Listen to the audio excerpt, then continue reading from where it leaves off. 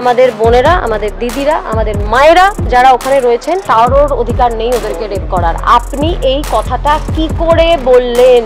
আপনারা দুজন মিলে নিজেদের যে পরিচয় দিলেন, তারপর কি করে নিজেদের মুখ আয়নায় দেখছেন আমি তো জানি। এবং আমি আমার প্রতিবাদটা করলাম, এবার জনগণের ওপর ছেড়ে দিলাম, আপনারা বিচার করুন। এই কথা কি বলা যায়? তো যারা আমাকে ট্রোল করছে তারা বলছে আমার টিকিট চাই, টিকিট চাই, টিকিট চাই। এইটা আমাকে বারবার শুনতে হচ্ছে। বদন বিগড়ে গেছে কথাটা বলে আপনি মৌসুমীকে আপনি এবং আপনারা একটু অপমান করতে পারেন।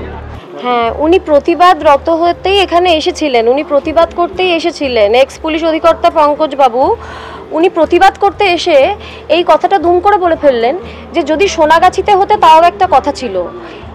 আমি এই কথাটা তীব্র নিন্দা করছি এবং যেহেতু আমরা এই মুহূর্তে প্রতিবাদের রত, এটাকে আমি অ্যাবিউজ হিসেবে ধরছি। আমার সোনাগাছির যারা প্রফেশনালস, আমাদের বোনেরা, আমাদের দিদিরা, আমাদের মায়েরা যারা ওখানে রয়েছেন, তাদের কারোর রেপ হওয়ার কোনো অধিকার, কারোর অধিকার নেই ওদেরকে রেপ করার। আপনি এই কথাটা কি করে বললেন একটা প্রতিবাদ মঞ্চে দাঁড়িয়ে?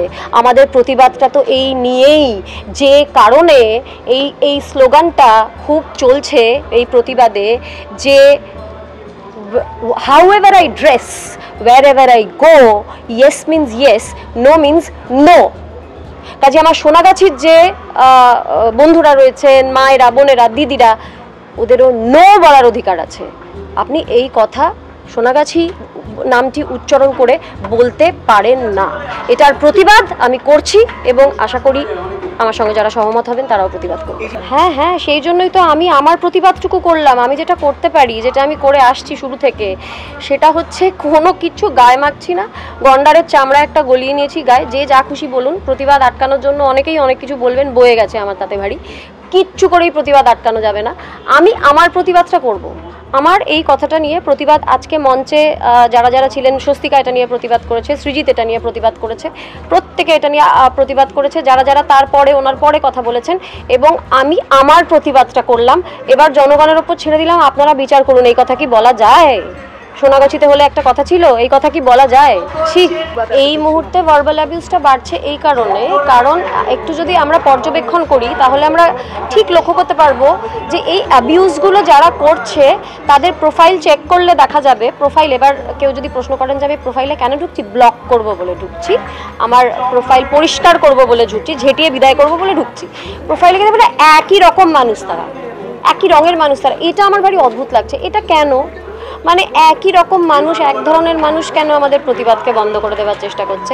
এই যে ভার্বাল অ্যাবিউজটা করছে, তার করার উদ্দেশ্য একটাই, এই অ্যাবিউজগুলো যদি আমরা একটু গায়ে মেখে ফেলি, গায়ে মেখে ফেলে যদি একটু পিছপা হয়ে যাই, যারা আন্দোলনের নামে তারা এইসব নগণ্য জিনিসকে গায়ে মাখে না। কারণ আপনি ভার্বাল অ্যাবিউজ দ্বারা যাই বলছেন সেটা দিয়ে শুধুমাত্র আপনি আপনার পরিচয় দিচ্ছেন। বদন বিগড়ে গেছে কথাটা বলে আপনি মৌসুমীকে আপনি এবং আপনারা একটু অপমান করতে পারেন। ওর সম্মান অটুট রয়েছে, কিন্তু আপনারা দুজন মিলে নিজেদের যে পরিচয় দিলেন, তারপর কি করে নিজেদের মুখ আয়নায় দেখছেন আমি তো জানি না। হ্যাঁ, আমাকে ম্যাক্সিমাম যেটা এখন অবধি সোশ্যাল মিডিয়াতে শুনতে হচ্ছে সেটা হচ্ছে আমার টিকিট চাই, আমার টিকিট চাই।